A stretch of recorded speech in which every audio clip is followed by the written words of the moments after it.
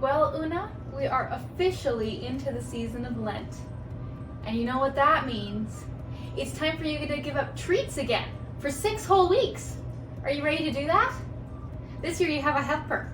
This is Mowgli, and he's going to eat all your treats for you. You don't seem very happy about that. Have you changed your mind this year? You don't want to give up treats? No? Okay, I guess you can have a treat. You can go, Mowgli. Thank you. Lent is hard, isn't it, Oona? And some people, for Lent, instead of giving up something, decide to take something on. They do an extra thing.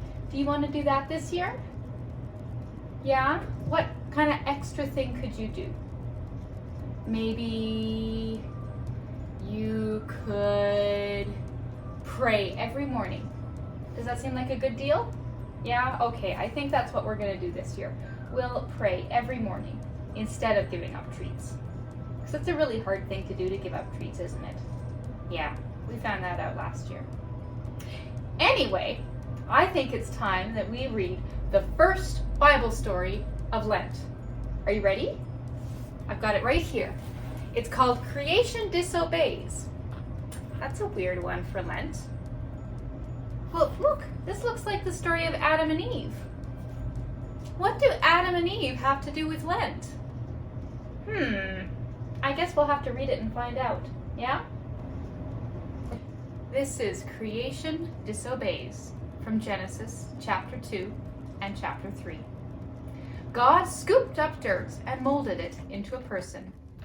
God took a deep breath and breathed life into the dirt. Adam's eyes popped open. God smiled at the very first person ever created. Trees and flowers sprang up from the ground. I've created this garden for you, God told Adam. I need you to take care of it, but don't eat from the tree in the middle of the garden. It's the tree of knowledge of good and evil. God formed the dirt into animals of all shapes.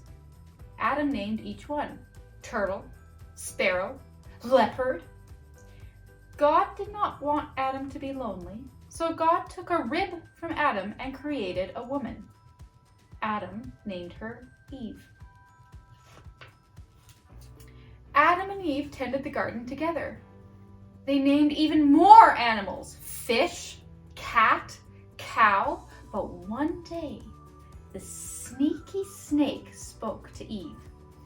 I know why God told you not to eat from the tree of knowledge, the snake taunted.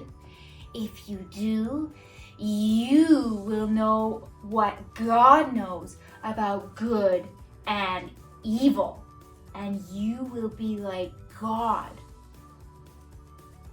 Eve sniffed the bright fruit. How would it taste? She wondered. How would it feel to know about good and evil? She plucked 2 fruits and gave one to Adam. Adam and Eve bit into the fruits.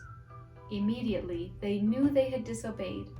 Ashamed, they covered their bodies with leaves and hid themselves from God. Oh.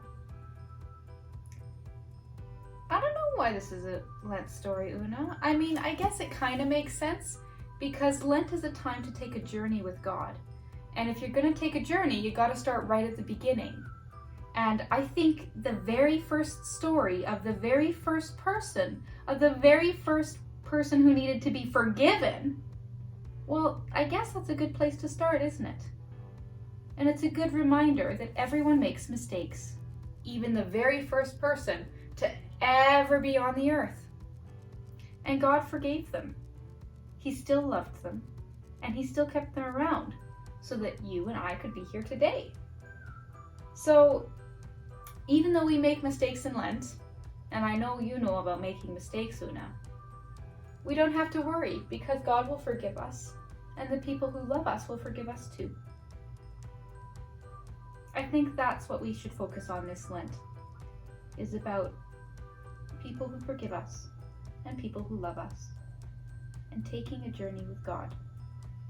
Seem like a good deal? Yeah? Okay. Will you pray with me? Dear God, thank you for coming on this journey with us in the Lenten season. Please help us to focus on you. Amen. The very first person he ever created. Trees and flowers. Excuse me?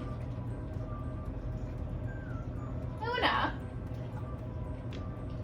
Just because you're allowed to have treats for Lent doesn't mean you get to eat chips off the floor. Come back here. I think we better do some praying right now.